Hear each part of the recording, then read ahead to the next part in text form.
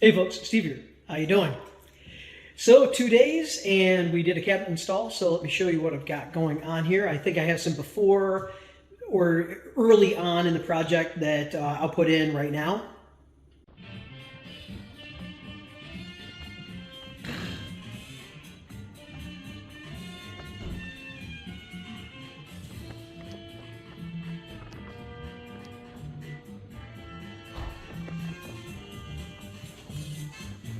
Okay, we're back, and this is after 2 days. This is what it looked like. Started in that corner with that tall pantry cabinet. It has a separate baseboard piece that goes underneath there to allow the cabinet actually to be installed, so you just kind of deadlift it up into place. That way you don't have any issues with the ceiling. And then, of course, you have the refrigerator cabinet, and the refrigerator cabinet did not come properly sized, and so we had to kind of fudge in a little bit of a toe kick there that will be covered by the fridge and by the base mold. Drawer bank, obviously you see the uppers. We, on the fly, had to do that ducting because the homeowner decided they wanted to duct the microwave venting to the outside. Stove, of course, corner, dishwasher, sink base. Not too bad, a little bit off to the side there. And then this unit right here is one single unit all put together. Weighs a ton. So that was interesting, just trying to get that all up. From back there to here, we're that far out. That's about 1 inch and 3/16, inch and a quarter, something like that. Actually, that might even be a little bit bigger. Got some blocking in there, of course. That's why that's how it's attached. And you can kind of see the shims underneath there as they kind of walk back down. And we are on the floor in that corner right back there. I had nothing to do with any of this, but very, very cool. Templating happens Tuesday, and full disclosure, I screwed up. So this is what I did. I started with that cabinet, laid it out, did some measurements, checked all the way across. We were going to do the uppers first, and to do the uppers, we have this tall cabinet and the refrigerator. There is a fair amount of scribe on here, but it looked like we did not need it. So I did measurements, everything is looking beautiful. So we didn't scribe it, and it is really, really nicely fitting all the way up and down there. So then we go to do the lowers. For the lowers, I started with the corner cabinet, and I went this direction, and then I went this direction. I start to install this one. This one's sitting in place but not installed, and I go to measure. It's supposed to have 30 inches. I only have 29. I screwed up.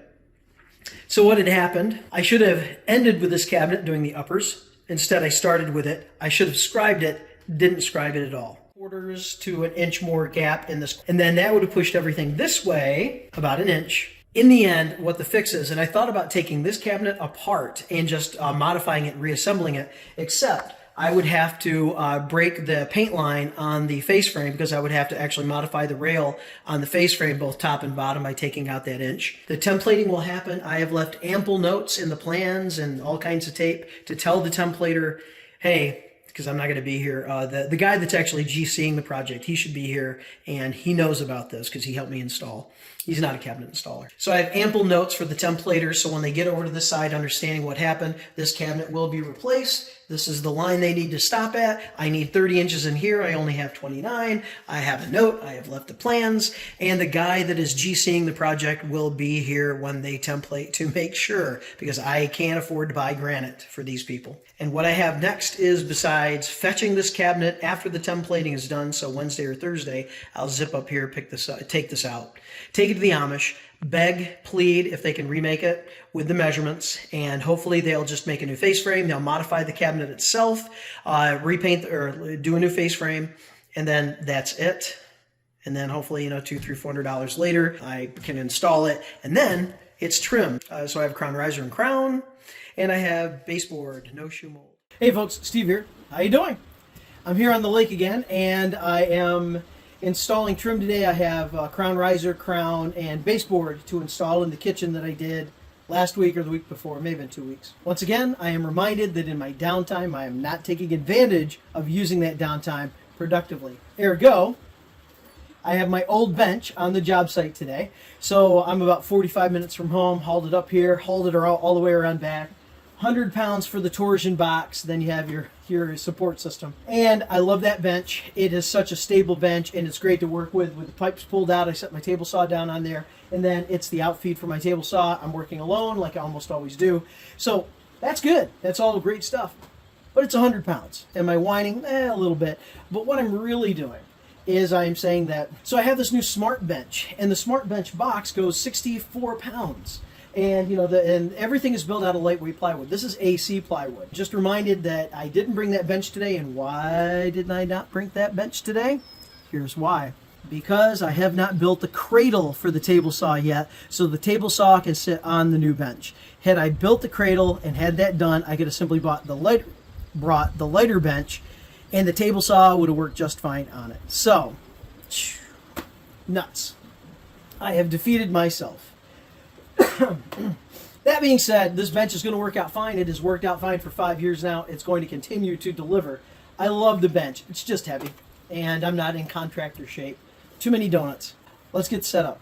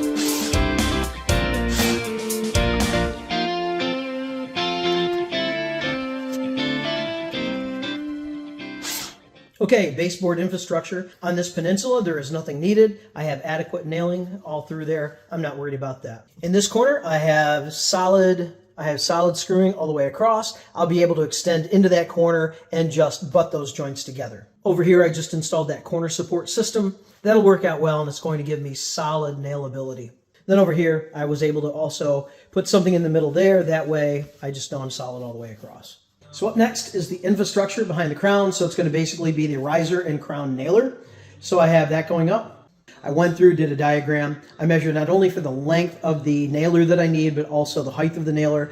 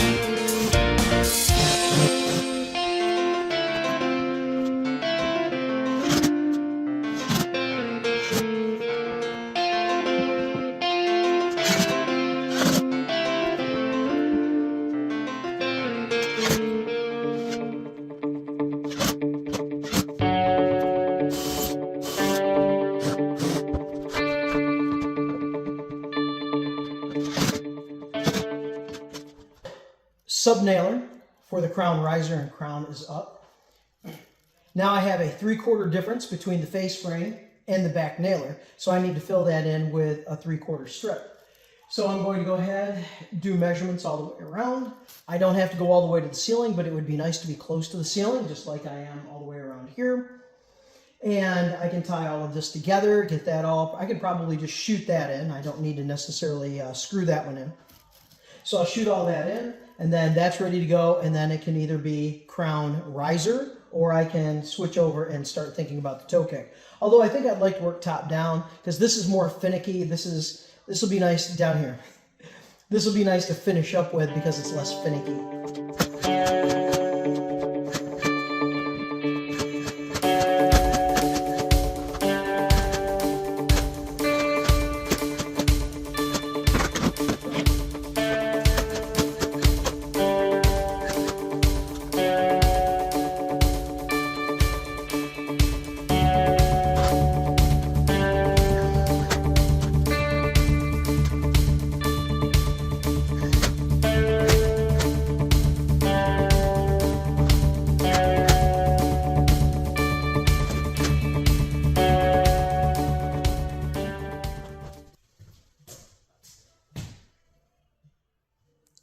I like this tool. 100.5.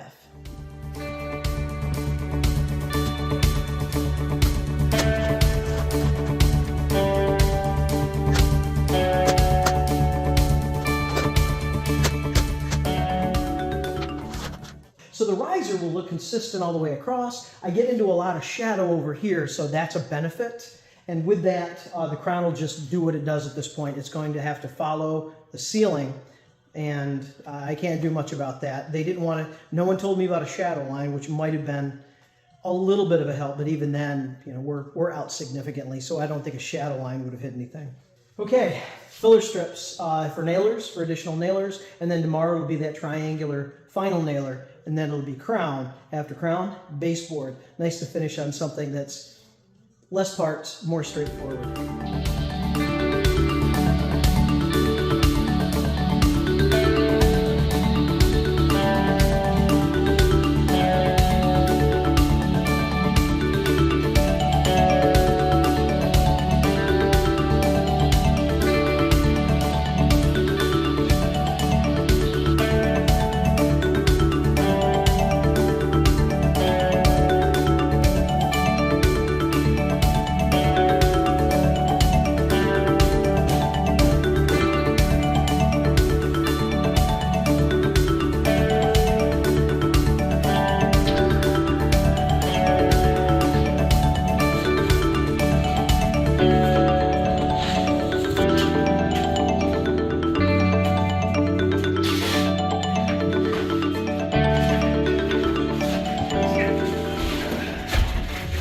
So trim day 2, day 1, actually both days, I paced myself. I was in second gear. I don't think I even tootled with third. So it was just a paced day. I didn't have anywhere to be. I could take my time, and it actually paid off. Crown completely done. So you can see actually right above me. So looking pretty good. That light will have to be moved out a little bit. Around the corner, we have a very tall pantry cabinet. I started with that bump out right there, so I fully assembled that and got that installed. And then I had this piece here. That piece is a butt on the left and it's a cope on the right. The cope actually came out pretty well. If you look closely, it actually opened up a little bit, but that's a really, really weird angle. You can see the reveal with the riser all the way down to practically no reveal of the riser, so I was dealing with all of that. Came out very well. I like that little bump out. It gives a nice three-dimensional effect. This long piece was the second cope, and that was a double cope. And those double copes actually came out very well. I don't know if you can see that. There's a lot of light wash. And the other cope right there. Actually, the coping came out well. I did take it a little bit longer by a 1/16 or maybe a generous 1/16, and then snapped it in. And that came out well also. Now, notice how much reveal there is on that particular riser. That's got to be 1 3/4. And then take a look at that with that reveal right there, which is probably about 3/8 of an inch. And that is in 170 inches. I also had a chance to do probably 2/3 of the base. So here's what the base is. So underneath there, that's not a problem. And he'll put his white baseboard to that. And then got a chance to do one of these really nice corners, kind of, you know, wrap it around. Also over here, had the chance to do one of those wraparound corners again. Otherwise, baseboard, got that corner done. So here's the peninsula. It's all based. Down here you see at that outside corner, that is a true 4-inch outside miter corner, so it's 4 inches tall. And then if you go all the way to the back corner there, it shrinks from 4 inches at this outside miter all the way down to about 2 11/16. So that's a one long taper cut right off the bottom. 4 inches all the way to the inside corner between those cabinets, and I believe I stopped it at about 3 1/4.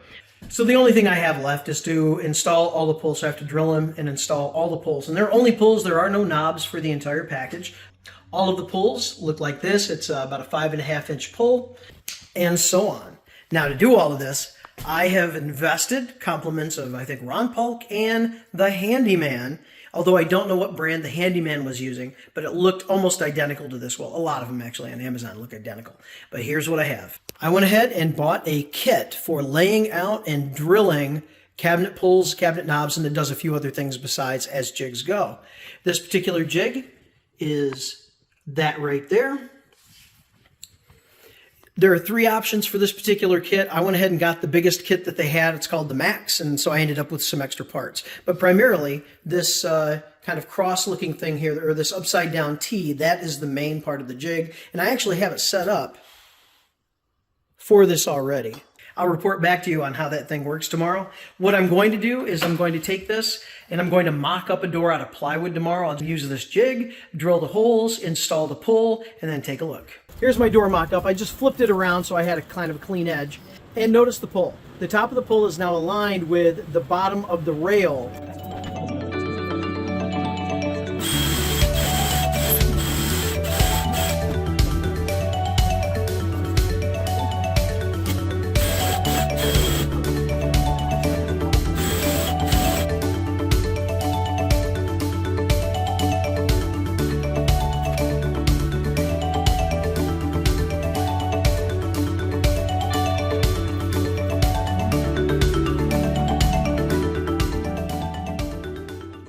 Look at this alignment.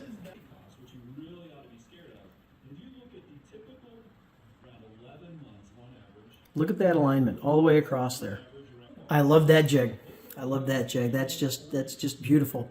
I know the vertical alignment is good, and I expect it, but even the horizontal alignment are good. Hey folks, Steve here. How you doing? I believe this is my last trip up here to the lake for this particular kitchen job. I believe I am done completely. All right, let me give you a quick tour and I'll tell you why I'm here today, and then that should be end fini, I guess, which is redundant. Great utilization of just an area for storage on either side of their fireplace and chimney.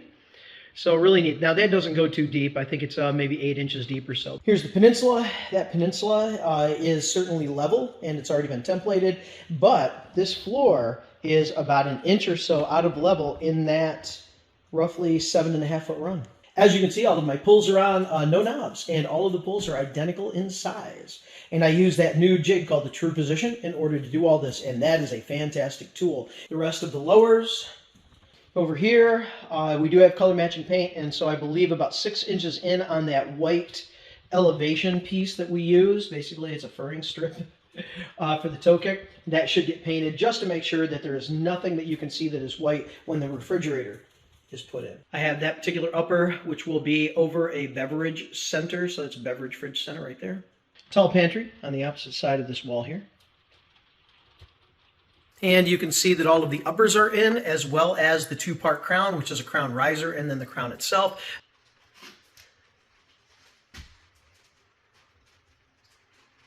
Well, there you go. It was a very cool project. It was, I think I was 2 days on the install, 2 days on the trim, and 1 day on the cabinets, or 1 day on the pulls, I think is effectively what it was. So 5 days total. I think I was actually up here a 6th day because I had like a partial day that I came up and only worked about 4 or 5 hours and then had to come back. And of course, when you tear down and you have to set your stuff back up again, there's always that lag of time in order to do that. And then I had a load out, I had the load in. So if you say 6 days, if I were on this kitchen full time, when I'm able to be full time in the summer, probably 3.5 days solid if I worked, nice days from, 8 to 5 or something like that, with installation and then diving right into the trim. If I had all the materials on, I think 3.5 days, 4 days tops. But I stretched it out to technically 6, although it's not 6 full days. Y'all take care. Have a good one because you deserve it. Like and subscribe. Ring the bell if you want to get notified. Have a good day. Hope you see me on the next video. Bye.